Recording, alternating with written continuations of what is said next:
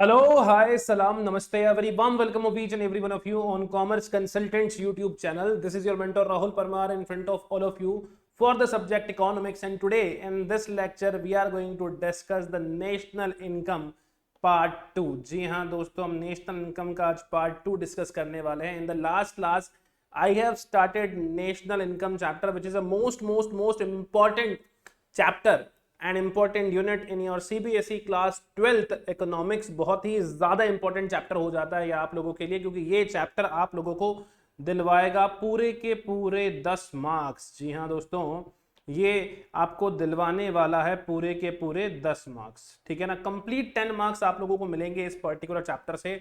और इस चैप्टर की डीप नॉलेज होना बहुत ज्यादा जरूरी है आप लोगों के लिए. इसलिए इस चैप्टर को जितने भी वीडियोस आ रहे हैं हमने उन वीडियोस को बहुत शानदार तरीके से बहुत ध्यान से सुनिएगा, और हो सके तो मेरे साथ साथ आप लोग नोट्स भी बनाते रहना.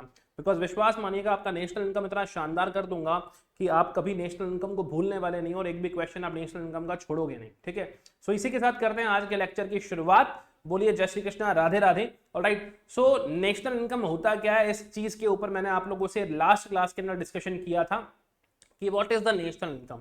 मैंने एक डेफिनेशन दी थी, फिर मैंने कहा था कि उन डेफिनेशंस के ऊपर बहुत सारी चीजें बनेगी, उन बेसिक एलिमेंट्स के ऊपर हम लोगों को धीरे धीरे जाना पड़ेगा. तो दोस्तों, नेशनल इनकम की अगर हम डेफिनेशन की बात करें तो नेशनल इनकम की जो डेफिनेशन मैंने आप लोगों के साथ शेयर करी थी वो क्या थी कि नेशनल इनकम भैया क्या होता है, what is national income. National income होता है एक तरीके से सम टोटल किसका, फैक्टर इनकम्स का. तो सबसे पहली बात जो हमें सीखनी थी वो फैक्टर इनकम क्या होती है. दूसरी बात, अर्नड बाय नॉर्मल रेजिडेंट्स, यानी ये जो नेशनल इनकम है ये अर्न कौन करना चाहिए, नॉर्मल रेजिडेंट अर्न करना चाहिए. तो आपको ये भी समझना पड़ेगा कि नॉर्मल रेजिडेंट कौन होता है. ठीक है ना, ड्यूरिंग 1 ईयर. अब ये 1 ईयर कोई बहुत बड़ी चीज नहीं है. 1 ईयर का मतलब हो गया एक अकाउंटिंग ईयर, जो कि 1 अप्रैल ऑफ करंट ईयर से शुरू होता है और 31 मार्च ऑफ नेक्स्ट ईयर पे खत्म हो जाता है. ठीक है ना, no matter whether it is generated within the domestic territory और आउटसाइड द डोमेस्टिक टेरिटरी. तो आप लोगों के लिए जो सबसे इंपॉर्टेंट चीज थी वो ये थी कि समझना फैक्टर इनकम क्या होता है, किसे कहते हैं factor income, then normal residents कौन होते हैं, एंड देन डोमेस्टिक टेरिटरी क्या होती है. तो हमारे जो आने वाले लेक्चर्स होंगे, 2-3 लेक्चर्स होंगे, उनके ऊपर हम लोग इसी चीज की बात करेंगे कि नॉर्मल रेजिडेंट कौन है, डोमेस्टिक टेरिटरी कौन है, और फैक्टर इनकम कौन है. ऑल दो फैक्टर इनकम के ऊपर मैं अभी आप लोगों के साथ आज ही डिस्कशन कर लेने वाला हूं कि फैक्टर इनकम क्या होती है, और फैक्टर इनकम के अलावा कोई और इनकम होती है उसे हम लोग क्या कहते हैं. ये दो चीजों का डिफरेंस आप लोगों को बहुत क्लियरली पता चल जाएगा आज इस लेक्चर के अंदर. ठीक है, नॉर्मल रेजिडेंट और डोमेस्टिक टेरिटरी ये दोनों मैं अपनी नेक्स्ट वीडियोस के अंदर कवर करने वाला हूं. Concept of complete concept of normal resident and complete concept of domestic territory मैं आप लोगों के साथ डिस्कशन करूंगा आने वाली वीडियो में. लेकिन आज की वीडियो में हमें बात करनी है फैक्टर इनकम और ट्रांसफर इनकम क्या होती है, और इसके अलावा कुछ और बेसिक कॉन्सेप्ट के ऊपर भी मैं बात करने वाला हूं आपके साथ में. तो फटाफट से जुड़ जाइए मेरे साथ में, और जितने भी लोगों ने इस चैनल को सब्सक्राइब नहीं किया है वो लोग इस चैनल को कर लीजिए सब्सक्राइब. रीजन बीइंग, इस चैनल के ऊपर धमाकेदार धुआंधार शानदार वीडियोस आने वाली है इकोनॉमिक्स पे, अकाउंटेंसी पे, एंड आपके 11th-12th के अदर सब्जेक्ट्स पे भी. तो इस चैनल से आप लोगों को जुड़े रहना है. कॉमर्स का एक डेडिकेटेड चैनल हम लोग बनाने की कोशिश कर रहे हैं, जहां पे एक्सपर्ट फैकल्टीज जो हैं आप लोगों को अपने एक्सपर्ट गाइडेंस से क्या करने वाली, पढ़ाने वाली है. ठीक है, तो बिना किसी इंतजार के आपको इस चैनल को सब्सक्राइब कर लेना है, और साथ ही साथ में बेल आइकन का बटन भी प्रेस कर देना, ताकि जो भी वीडियो आपको दिखे वो अपडेट होते ही वो आप तक अपडेट हो जाए. तो नेक्स्ट हम बात कर रहे थे बेटा 4 सेक्टर्स की, ये हम ऑलरेडी करवा चुके हैं. 4 सेक्टर्स होते हैं, house hold, firms, government and rest of the world. एक 2 सेक्टर इकोनॉमी को हम लोग क्लोज इकोनॉमी विदाउट गवर्नमेंट बोलते हैं. 3 सेक्टर इकोनॉमी को ओनली क्लोज्ड इकोनॉमी बोलते हैं with government, and 4 sector economy को ओपन इकोनॉमी बोलते हैं. तो ये बात भी क्लियर थी. अब देखो एक बहुत इंपॉर्टेंट सी चीज हमारे पास में आ जाती है. ठीक है, वो ये है कि फैक्टर इनकम किसे कहते हैं. अब फैक्टर इनकम जनरली होती है income earned bye rendering the factor services, है ना. फैक्टर सर्विसेज क्या होती है, फैक्टर सर्विसेज जनरली होती है लैंड, लेबर, कैपिटल और एंटरप्रेन्योरशिप की सर्विसेज. और ये 4 लोग कौन होते हैं, ये 4 लोग होते हैं दोस्तों अपने फैक्टर्स ऑफ प्रोडक्शन. तो फैक्टर्स ऑफ प्रोडक्शन को जान लेना बहुत ज्यादा जरूरी है, बिकॉज जब नेशनल इनकम में हम लोग इनकम अर्न करेंगे तो इनकम कब अर्न होती है, जब नेशन के अंदर प्रोडक्शन होता है. तो सबसे पहली बात तो प्रोडक्शन किसे कहते हो ये चीज समझनी बहुत जरूरी है आप लोगों के लिए, ये भी समझाऊंगा मैं अभी. ठीक है, और इस प्रोडक्शन के लिए होता क्या है सर, आप इनपुट लेते हो. इनपुट का मतलब हो गया एक तरीके से आप रॉ मटेरियल ले रहे हो, प्लस रॉ मटेरियल के साथ में आप फैक्टर्स ऑफ प्रोडक्शन की हेल्प से वैल्यू एडिशन कर रहे हो. क्या कर रहे हो, वैल्यू एडिशन कर रहे हो. और ये जब वैल्यू एडिशन करते हो तो ये आपका इनपुट जो है वो आउटपुट बनता है, और ये जितने भी FOPs हैं, फैक्टर्स ऑफ प्रोडक्शन है, जिसको हम लोग क्या बोलते हैं, 4 फैक्टर्स ऑफ प्रोडक्शन होते हैं जनरली, है ना, जो आप लोगों को यहाँ पे दिख रहे होंगे। क्या दिख रहे होंगे आप लोगों को यहाँ पे? ये फैक्टर्स ऑफ प्रोडक्शन दिख रहे होंगे, है ना। और ये फैक्टर्स ऑफ प्रोडक्शन क्या क्या है, आई होप कि आप लोग सब देख पा रहे हैं। सबसे पहला जो फैक्टर ऑफ प्रोडक्शन है दोस्तों वो है लैंड। क्या है सर? लैंड, ठीक है ना। सबसे पहला जो फैक्टर ऑफ प्रोडक्शन होता है वो होता है लैंड। दूसरा जो फैक्टर ऑफ प्रोडक्शन होता है ये होता है दोस्तों आपका लेबर, है ना, लेबर। हमको लेबर सर्विसेज चाहिए होती है। तीसरा जो फैक्टर ऑफ प्रोडक्शन होता है ये होता है दोस्तों कैपिटल। क्या होता है दोस्तों? कैपिटल। और चौथा जो फैक्टर ऑफ प्रोडक्शन होता है ये होता है सर एंटरप्रेन्योर, है ना, एंटरप्रेन्योर। अब लैंड का मतलब क्या है? हम किसी भी काम को करें, है ना, हवा में तो कर नहीं सकते, हमें एक प्लेस चाहिएगा, हमें एक एरिया चाहिएगा, हमें एक लैंड पोर्शन चाहिएगा जहाँ पे हम लोग कोई काम करेंगे। चाहे आप सर्विस देने का काम करो, चाहे आप बेसिकली एग्रीकल्चर एक्टिविटी करो, चाहे किसी ने आपने कोई फैक्ट्री लगा रखी है, चाहे आपका कोई और बिजनेस है, हमेशा काम को हवा में नहीं कर सकते, है ना। जैसे मैं अभी जिस जगह से बैठ के, जिस सेटअप से बैठ के मैं अभी क्लास ले रहा हूँ आप लोगों की, इस पे भी एक लैंड के पीस की रिक्वायरमेंट है, चाहे वो एक 4x4 की स्पेस हो, लेकिन मुझे वो स्पेस चाहिए, है ना। तो लैंड का मतलब क्या हो गया? जितने भी नेचुरल रिसोर्सेज, है ना, as a gift of nature, है ना, जितने भी नेचुरल रिसोर्सेज हैं as a gift of nature, nature ने जो भी आपको गिफ्ट दिया, ठीक है, नेचुरल रिसोर्सेज जितने भी हो गए as a gift of nature, चाहे वो सरफेस ऑफ अर्थ हो गया, below the surface of earth हो गया, या above the surface of earth हो गया। यानी जमीन है, जमीन के अंडरग्राउंड में आप कोई काम कर रहे हो, जमीन के ऊपर काम कर रहे हो, या उसके ऊपर आसमान में कोई काम कर रहे हो, ये सारे ही जो हैं ये लैंड के कंपोनेंट्स हैं। ओके, इसमें से किसी भी जगह पे आप कोई काम कर रहे हो, ठीक है ना, तो वो बेसिकली क्या है? फैक्टर ऑफ प्रोडक्शन है, वो लैंड आपका फैक्टर ऑफ प्रोडक्शन है, ठीक है। मैं अभी इसके ऊपर आपको एक बहुत क्लियर एग्जांपल दे दूंगा, so you will get the understanding of each and everything. फिर सेकंड जो पर्सन चाहिए हमें, या सेकंड जो ऑब्जेक्ट चाहिए, सेकंड जो फैक्टर चाहिए हमें काम करने के लिए, वो चाहिए लेबर, है ना। आप कितनी ही चीज़ों को ऑटोमेटिक कर लो, लेकिन फिर भी आपको ऑपरेट करने के लिए एक पर्सन तो चाहिएगा ही चाहिएगा, जिसको हम लोग बेसिकली लेबर बोलते हैं, ठीक है ना, क्लियर। यानी वो अपने एफर्ट्स लगाएगा उस काम को करने के लिए। तो जितने भी ह्यूमन एफर्ट्स होते हैं, चाहे वो मेंटल हो चाहे फिजिकल हो, जो कि हेल्प करते हैं प्रोडक्शन के अंदर, उसको हम लोग क्या बोला करते हैं? लेबर बोला करते हैं, ठीक है ना। अब अगर और मैं आगे बात करूं, है ना, और अगर हम लोग आगे बात करें तो और क्या क्या चीजें हो सकती हैं, और अगर हम लोग बात करें तो नेक्स्ट जो चीज हम लोगों को चाहिए वो चाहिए बेटा कैपिटल, ठीक है। क्या चाहिए बेटा? कैपिटल। कैपिटल क्या होती है?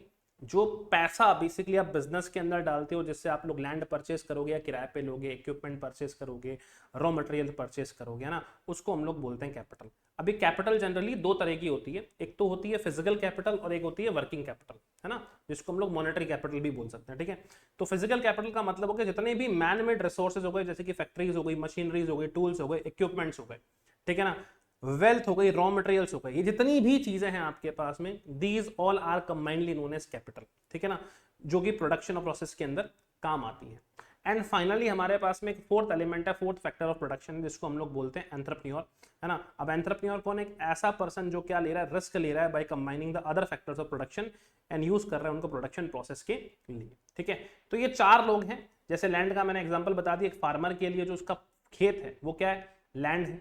लेबर क्या हो गई? किसी फैक्ट्री के अंदर वर्कर्स हो गए, इंजीनियर्स हो गए, ये सब कौन है? लेबर है। कैपिटल क्या हो गया? आपको यहाँ पे जेसीबी दिख रही है, आपको यहाँ पे मशीन दिख रही है, आपको यहाँ पे पैसा दिख रहा है, ये सब क्या होती है? कैपिटल होती है। और एंटरप्रेन्योर कौन है? टाटा को चलाने वाले उनके मेन चेयरमैन, वो बेसिकली हो गए मिस्टर रतन टाटा जी, ठीक है। तो देखो एक सिंपल सा एग्जाम्पल मैं आप लोगों के साथ शेयर करता हूँ, ठीक है। मुकेश जी को जानते हो ना, अपने मोटा भाई को, यानी मुकेश अंबानी जी। ऑलराइट, मुकेश अंबानी जी की बात कर रहा हूँ, जो कि जियो, रिलायंस, इन सब के बेसिकली ओनर हैं, ठीक है। तो मुकेश जी की डॉटर है ना ईशा अंबानी जी एक दिन अपनी स्टडी करने के लिए फॉरेन गई हुई थी, और वहां से इंडिया आती है कोई प्रोजेक्ट के काम पे, ओके। और प्रोजेक्ट के काम पे बेसिकली घर पे काम कर रही थी। सोच के देखो, दुनिया का इतना बड़ा इंसान, इंडिया का इतना बड़ा इंसान, उसके घर में इंटरनेट की कभी कोई कमी होगी क्या? The answer is absolutely no sir, कभी उसके घर में इंटरनेट की कमी नहीं होगी। मोटा भाई कौन है भैया? मोटा भाई हमारे ऑयल बिजनेस के महारथी हैं, ऑयल बिजनेस के महारथी। सोच के देखो, है ना, जबरदस्त ऑयल बिजनेस ये बेसिकली कर रहे हैं। तो ऑयल बिजनेस के हमारे महारथी हैं, जो कि क्या है? ऑयल के अंदर जबरदस्त काम कर रहे हैं। बड़ी बड़ी रिफाइनरीज हैं इनके पास जामनगर के अंदर, ठीक है, क्लियर। अब ये बेसिकली ऑयल बनाने का काम करते हैं, पेट्रोकेमिकल इंडस्ट्री में है। तो इनकी बेटी आती है और बोलती है, पापा दिस इंटरनेट सक्स, मतलब ये इंटरनेट काम नहीं कर रहा है। आप सोच के देखो, मुकेश अंबानी जी जैसा बड़ा इंसान और उसकी बेटी उसको ये बोल दे कि इंटरनेट सक्स, कि बेटा यार ऐसा कोई इंटरनेट सर्विस नहीं होगी जो अपने घर में नहीं है, best best internet service, still you are saying कि इंटरनेट इतना खराब है। अच्छा भाई चलो ठीक है, उस दिन से मुकेश जी के दिमाग के अंदर ठनक गई कि इंडिया के हर पर्सन को मैं इंटरनेट दूंगा। अगर मेरी बेटी ये प्रॉब्लम फेस कर रही है तो सोच के देखो इंडिया का हर पर्सन इंटरनेट के लिए कितनी प्रॉब्लम फेस कर रहा होगा। उस दिन से उन्होंने ठान ली कि भाई साहब इंटरनेट को तो लोगों के हाथ में यूं मतलब चवन्नी जैसी चीज़ों की तरह करके देंगे हम लोग, ठीक है ना। उस दिन से ये जो डेटा था ना, मोबाइल डेटा की बात कर रहा हूँ, उसका रेवोल्यूशन एक तरीके से शुरू हुआ। ट्रू मैनर के अंदर कोई मुझसे पूछे कि भैया इंडिया में who is the father of 4G revolution, तो आई यूज टू से मिस्टर मुकेश अंबानी। उसी की हेल्प से हम लोग ये ऑनलाइन मीडिया के थ्रू, ऑनलाइन एजुकेशन के थ्रू इतनी इजीली आप लोगों तक पहुंच पा रहे हैं। और आप लोग इजीली यूट्यूब इंस्टॉल कर देते हो, इंस्टा इंस्टॉल कर देते हो, फेसबुक इंस्टॉल कर देते हो, क्योंकि डेटा सस्ता है। मुझे याद है 2016 से पहले आज भी भैया डेटा, मान लो 2 GB डेटा मिलता था महीने का 100, 200, 300, 400 रुपए के अंदर ना, कितना महंगा डेटा था। और आज डेटा की हम लोग पैसे दे रहे हैं, कॉल का तो कोई पैसा है ही नहीं, है ना। उस समय जो टेलीफोन बिल्स थे उसके कंपेरेटिवली आज के टेलीफोन बिल बहुत सस्ते हैं, ठीक है। तो भैया ये बना रहे थे ऑयल, इन्होंने कहा ठीक है भाई कोई दिक्कत नहीं, हम टेलीकम्युनिकेशन के अंदर भी आएंगे। अब इनके छोटे भाई को बेसिकली रिलायंस कम्युनिकेशन मिला था, अनिल अंबानी जी को, जिसको वो तरीके से संभाल नहीं पाए। अब इन्होंने कहा कि यार चलो कंपनी का नाम रखते हैं, तो ये जो ऑयल था ना, OIL, इसी को किया फ्लिप, और फ्लिप करके क्या बन गया, ये जियो बन गया। अब जियो एक क्या है सर, कंपनी है ना। जियो एक क्या है सर, कंपनी है। अब इस कंपनी को चलाएगा कौन, कि भैया किसी हाउस होल्ड से बिलोंग करेंगे अंबानी जी, रतन टाटा जी हैं, बेसिकली यहाँ पे बिलोंग करेंगे सर मुकेश अंबानी जी। कौन बिलोंग करेगा, मुकेश अंबानी जी। तो मुकेश अंबानी जी ने बोला अपन जियो के थ्रू सर्विसेज प्रोवाइड करवाएगा। ओके, अपन जियो के थ्रू क्या करवाएगा, सर्विसेज प्रोवाइड करवाएगा, ठीक है। और कोई माइक वाला लड़के दिखा दे मेरे को, मैं 4G के अंदर रिवॉल्यूशन लेके आऊंगा, इतनी सस्ती रेट पे डेटा दूंगा ना कि दुनिया अपनी ही प्रोडक्ट क्या करेंगे, खरीदेंगे। चलो भाई साहब, मुकेश अंबानी जी आ गए। मुकेश अंबानी जी कौन थे, रिस्क टेकर थे। कौन थे, रिस्क टेकर थे, ठीक है ना। मुकेश अंबानी जी ने कहा कि मैं रिस्क लूंगा, रिस्क टेकर। अब मुकेश अंबानी जी ऐसी तो जियो खिलाड़ कर नहीं देंगे। मुकेश अंबानी जी को सबसे पहले क्या चाहिएगा, एक नेटवर्क बिछाना पड़ेगा, है ना, 4G नेटवर्क बिछाना पड़ेगा, जहाँ पे मशीनरीज लगानी पड़ेगी। तो इनको कैपिटल चाहिए, है ना। कैपिटल अब इन लोगों ने हो सकता है बैंक से ली हो, उस कैपिटल से इन लोगों ने टावर्स वगैरह सब खरीदे हो, प्लस जिन की लैंड इन्होंने क्या ली होगी, टावर लगाने के लिए किराए पे ली होगी। तो एक तो इनको किसकी जरूरत पड़ेगी, खुद आए रिस्क टेकर, फिर इनको लैंड की जरूरत पड़ी होगी, लैंड के साथ में इनको कैपिटल की जरूरत भी पड़ी होगी। अब जिन लैंड के ऊपर लोग काम करेंगे टावर लगाने का या फिर बाद में सर्विसेज देने का, वो कौन होंगे सर, सारे के सारे लेबर्स होंगे, ठीक है। तो भैया कौन 4 एलिमेंट चाहिए किसी भी धंधे को करने के लिए, एक रिस्क टेकर चाहिए, जैसे कि टाटा के केस में रतन टाटा जी, जियो के केस में मुकेश अंबानी जी। लैंड चाहिए टावर लगाने के लिए, फैक्ट्री खड़ी करने के लिए, लेबर चाहिए आपके टावर लगवाने के लिए, जो टावर लगाएगा एक्सपर्ट पर्सन, उसके बाद जो कस्टमर को सर्विस देगा, बिकॉज मुकेश अंबानी जी हर पर्सन को तो सर्विसेज दे नहीं सकते, उनको अलग अलग तरह के प्रोफेशनल्स हायर करने पड़ेंगे। फिर कैपिटल चाहिए कि बिजनेस के अंदर लगाने के लिए और सारे इक्विपमेंट्स परचेस करने के लिए। So these 4 things are known as factors of production. अब अगर आपको ये बात समझ में आ गई हो कि हाँ सर फैक्टर्स ऑफ प्रोडक्शन कौन होते हैं, हमें ये बहुत बेहतरीन तरीके से बात समझ में आ गई, तो आपको ये समझना बहुत जरूरी कि जो फैक्टर्स ऑफ प्रोडक्शन है घर पे क्या लेके जाएंगे। तो जो लैंड है, जिससे हम लैंड किराए पे लेंगे, उस पर्सन को हम देंगे सर रेंट। क्या देंगे, लैंड को रेंट देंगे कि भाई लैंड तेरा रेंट पकड़। जो लेबर हमारे यहाँ काम कर रहा है उसको हम लोग देंगे वेजेस। क्या देंगे हम लोग, वेजेस, ठीक है ना, यानी मजदूरी, दिहाड़ी जिसको हम लोग बोल सकते हैं, ठीक है ना। दिहाड़ी जनरली डेली वेज हो गई, लेकिन अब यहाँ पे हम लोग मजदूरी देने वाले हैं। फिर जिस पर्सन ने हमको कैपिटल दिया, मतलब पैसा दिया, उधार रोकड़ा दिया, जिसकी हेल्प से हम लोगों ने मशीन टूल्स ये सारी चीजें खरीदी, उस पर्सन को हम क्या देंगे, उसको हम लोग देंगे ब्याज। क्या देंगे, उसको हम लोग ब्याज। और भैया मोटा भाई जो मुकेश अंबानी जी, जिसने रिस्क लिया था, मुकेश अंबानी जी क्या बोलते हैं, ठीक है भाई मैंने पैसा कमाया, पैसा कमा के लैंड को दिया रेंट, लेबर को दिया वेजेस, कैपिटल को दिया इंटरेस्ट, पीछे जो भी बचा कुचा है ना, जो भी पीछे बचा कुचा, ये बचा कुचा छोटा सा बचा कुचा नहीं है, बहुत बड़ा बचा कुचा है, इस रिस्क टेकर को हम लोग देंगे प्रॉफिट। क्या देंगे, प्रॉफिट। तो ये जो रेंट है ये इसकी लैंड की मेहनत का पैसा हो गया, ये जो वेजेस है ये लेबर की मेहनत का पैसा हो गया, जो इंटरेस्ट है इसकी कैपिटल की मेहनत का पैसा हो गया, प्रॉफिट है अगले बंदे के दिमाग का पैसा हो गया, ठीक है। तो land, labour, capital, entrepreneur basically क्या लेके जाएंगे, rent, wages, interest and profit respectively. तो ये जो रेंट हो गया, वेजेस हो गया, प्रॉफिट हो गया और इंटरेस्ट हो गया, दीज 4 थिंग्स आर बेसिकली मेहनत का पैसा। एक पर्सन ने मेहनत करी, लैंड बेसिकली खरीदी, उस लैंड को उसने किराए पे दिया तो उसको किराया मिला। एक पर्सन ने जी तोड़ के मेहनत करी, एज अ लेबर किसी के यहाँ काम किया, उसको वेजेस मिला। किसी पर्सन के पास पैसा पड़ा था, उसने अपने पैसे को काम पे लगाया और उससे उसको इंटरेस्ट आया। तो अल्टीमेटली मेहनत का पैसा, पैसे को काम पे लगाया, वो भी मेहनत का ही तो है, ठीक है। और एक पर्सन खुद अपना दिमाग लगाता है, ओके, बिकम एंटरप्रेन्योर, वो प्रॉफिट कमाता है। तो ये चारों चीजों का जो कॉम्बिनेशन है, rent, wages, interest and profit, this is called age factor income.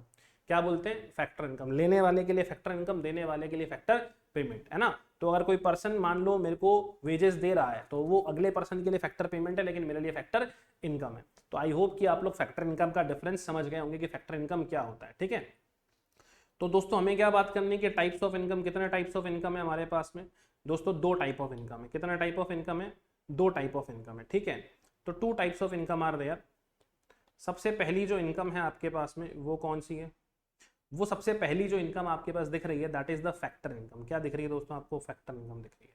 और जो सेकंड आपको इनकम दिख रही है दोस्तों, ये क्या दिख रही है, ट्रांसफर इनकम दिख रही है, ठीक है। अब जो फैक्टर इनकम है बेसिकली आपकी, ये फैक्टर इनकम कैसी है बेटा, ये आपके मेहनत का पैसा है। कैसा पैसा है बेटा, मेहनत का पैसा। कैसा पैसा है, मेहनत का पैसा है, ठीक है। और जो आपको यहाँ पे ट्रांसफर इनकम दिख रही है, ये जो ट्रांसफर इनकम है ये बिना मेहनत किए जो आपको पैसा मिला है, यानी ये है बेटा आपका फ्री का पैसा। क्या है, फ्री का पैसा। इसके लिए आपने कोई मेहनत नहीं करी है लेकिन स्टिल मिल गया आपको। जैसे कि आप गए पापा के पास, पापा पापा 500 रुपए दो ना, और दोस्तों के साथ पार्टी में जाना है, तो क्या आपने कोई मेहनत करी? The answer is absolutely no. Did you ever earn that income? The answer is absolutely no. Your father is earning that income and he is simply transferring it to you. तो ये जो आपके लिए इनकम हो गई, ये कैसी हो गई बेटा, ट्रांसफर इनकम हो गई ना। आपके दादाजी को मान लीजिए ओल्ड एज पेंशन मिलती है, सरकार के लिए काम कर रहे हैं क्या, नहीं सर, ओल्ड एज पेंशन की बात करो, बूढ़े हैं इसलिए पेंशन मिल रही है, सरकार इसलिए पेंशन दे रही है। तो ये जो पेंशन है ये कैसा है, फ्री का पैसा, ठीक है। तो जो money is received without rendering any factor services, उसको हम लोग बोलते हैं ट्रांसफर इनकम। और यही transfer income basically unearned income भी कहलाती है, या फिर यूनिलेटरल ट्रांसफर भी कहलाती है, एक तरफा हस्तांतरण भी कहते हैं इसको। यूनिलेटरल मतलब सिंगल साइड। सेकंड हो गया मनी रिसीव्ड बाय रेंडरिंग, है ना। यहाँ पे विदाउट रेंडरिंग है, यहाँ पे बाय रेंडरिंग फैक्टर सर्विसेज। अब फैक्टर सर्विसेज क्या होती है, लैंड, लेबर, कैपिटल और एंटरप्रेन्योर की सर्विस। अगर आप देते हो किसी को तो जो आपको इनकम मिल रही है वो कैसी है बेटा, फैक्टर इनकम है। विदाउट रेंडरिंग सर्विसेज अगर आपको इनकम मिल रही है तो वो कैसी है बेटा, बेसिकली अनअर्न्ड इनकम है या ट्रांसफर इनकम है। तो फैक्टर इनकम को आप अर्न इनकम भी बोलते हो, इसको आप अनअर्न्ड इनकम बोलते हो, इसको बायलेटरल ट्रांसफर बोलते हो। बिकॉज जब आप कोई सर्विस दोगे तो आपको क्या मिलेगा, पेमेंट मिलेगा, ठीक है। तो ये बायलेटरल ट्रांसफर हो गया। Is that clear to each one of you? उम्मीद करता हूँ कि सर क्लियर हो गया होगा। अब बात करते हैं सर एग्जाम्पल की। तो जो लैंड है, इस लैंड का जो रेंट है ना, ये जो रेंट मिल रहा है, ये रेंट क्या है सर, फैक्टर इनकम है। ये जो वेजेस मिल रहा है किसको, लेबर को, ये लेबर को जो वेजेस मिल रहा है ये क्या है, फैक्टर इनकम। ये जो इंटरेस्ट मिल रहा है कैपिटल को, है ना, ये क्या है, फैक्टर इनकम। ये जो प्रॉफिट मिल रहा है बेटा एंटरप्रेन्योर को, ये क्या है, फैक्टर इनकम है। तो ये जो रेंट हो गया, वेजेस हो गया, इंटरेस्ट हो गया और प्रॉफिट हो गया, ये जो चारों चीजें मिल रही है ना बेटा, है ना, ये क्या हो गई बेटा, factor income. Rent, wages, interest और प्रॉफिट। और ये जो पेंशन मिल रहा है किसी, अब देखो पेंशन कौन सी वाली बोल रहा हूँ, पेंशन मैं बात कर रहा हूँ ओल्ड एज पेंशन, है ना। ओल्ड एज पेंशन मिल जाए या फिर वीडो पेंशन मिल जाए ना। वीडो कोई विधवा है उसको पेंशन मिल रही है सरकार की तरफ से, है ना। कोई ओल्ड एज पर्सन है उसको कोई पेंशन मिल रही है। तो ये जो पेंशन है ये बड़ा ट्रांसफर इनकम है, क्योंकि मेहनत का पैसा नहीं है। रिटायरमेंट पेंशन अगर किसी को मिलती है तो रिटायरमेंट पेंशन अगले पर्सन की इनकम होती है, बात ध्यान रखना। फिर हो गया स्कॉलरशिप। अगर स्कॉलरशिप मिल रही है आपको तो नॉर्मली किसी पर्सन ने आपको स्कॉलरशिप प्रोवाइड कराई, कोई इंस्टीट्यूशन है उसने टेस्ट कंडक्ट कराया, आपके मार्क्स बहुत अच्छे थे, उसने स्कॉलरशिप दे दी, तो आपने मेहनत करी इसलिए पैसा नहीं दिया। मेहनत का मतलब है पैसा कमाने के उद्देश्य से आपने कोई मेहनत नहीं करी। स्टडी में मेहनत करी, आपको स्कॉलरशिप मिल रही, that is a different thing. लेकिन पैसा कमाने के उद्देश्य से आपने स्टडी उस समय नहीं की थी कि मैं स्टडी करता हूँ मेरे को स्कॉलरशिप मिल जाएगी, ऐसा कुछ नहीं हुआ ना। क्लियर। नेक्स्ट हो गया गिफ्ट और ग्रांट्स। तो ये जितनी भी चीजें मिल रही, गिफ्ट हो गए, ग्रांट्स हो गए, डोनेशन हो गई, अगर आपको ऐसा कुछ पैसा मिलता है, ठीक है ना, डोनेशन हो गया, तो ये जितना भी पैसा आप लोगों को मिलेगा ये पैसा क्या कहलाएगा बेटा, ट्रांसफर इनकम कहलाएगा। आई होप कि ये चीज़ आप लोगों को समझ में आ गई होगी।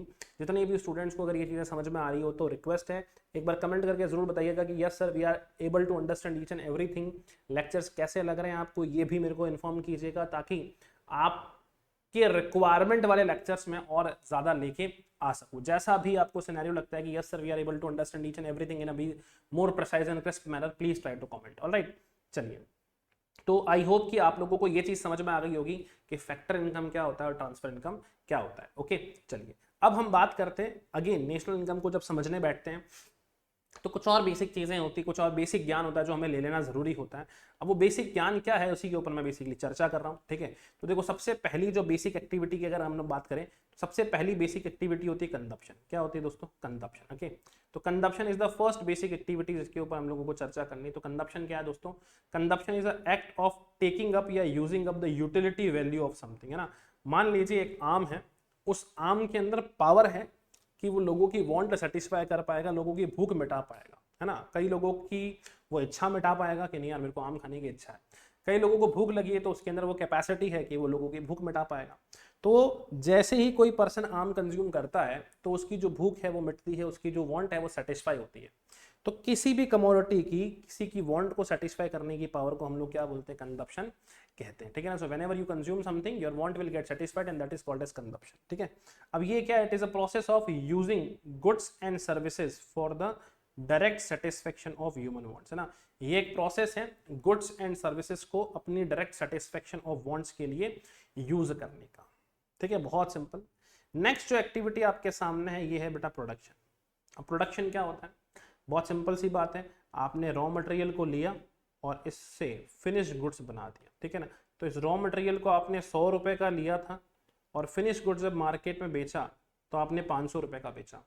तो ये जो 100 से 500 बना, ये 400 रुपए जो ऐड हुए, इसको हम लोग बोलते हैं वैल्यू एडिशन ना। अब ये वैल्यू एडिशन जिस भी रीजन से हुआ होगा वो क्या है दोस्तों, प्रोडक्शन है। तो इसको हम लोग बोलते हैं प्रोसेस ऑफ वैल्यू एडिशन, है ना। प्रोडक्शन क्या है, production is the process of value addition, alright. क्या नेक्स्ट बात करने जाएं तो नेक्स्ट इन्वेस्टमेंट क्या होता है, किसे कहते हैं इन्वेस्टमेंट। आगे डिटेल में बात करूंगा इन्वेस्टमेंट पे, बिकॉज इन्वेस्टमेंट अपने आप में एक बहुत इंपॉर्टेंट टॉपिक है जिसके ऊपर हम लोगों को चर्चा करनी है।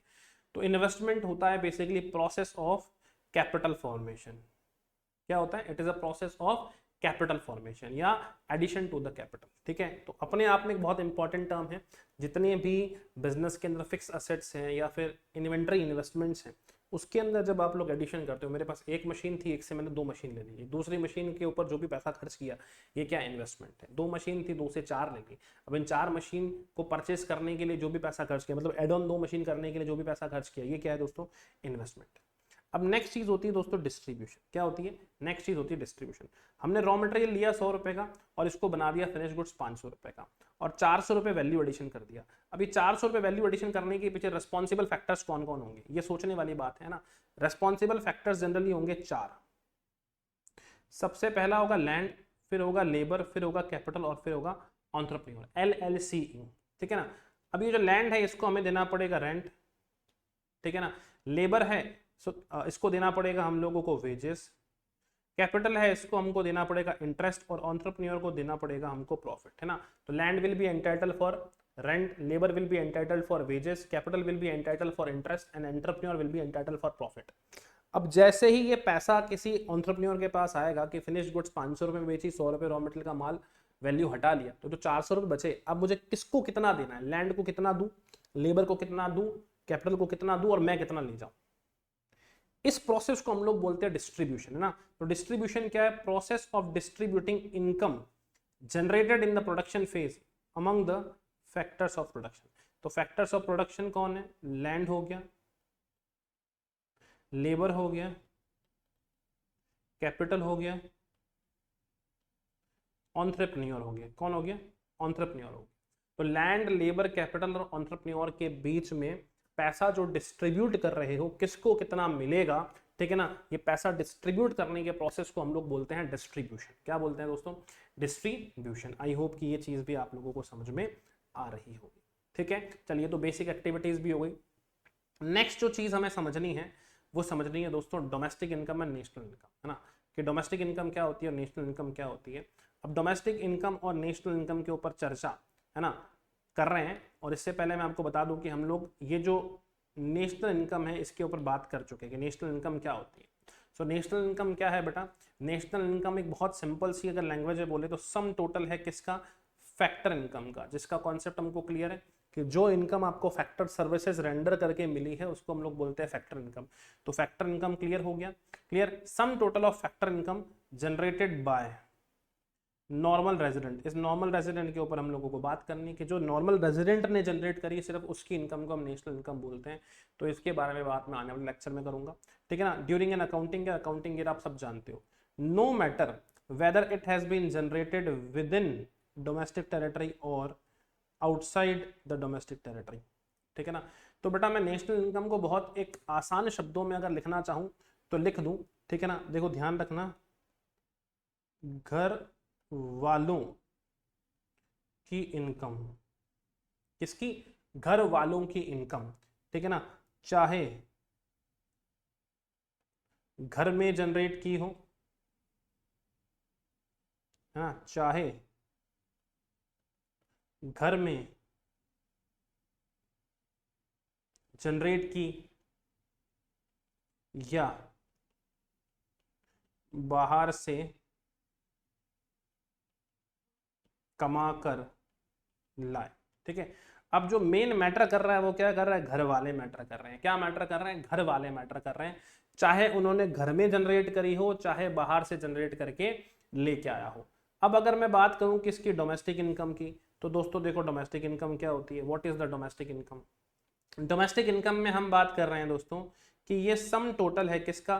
फैक्टर इनकम का। तो ये फैक्टर इनकम तो आपको मैंने करवा दिया, what is factor income, alright.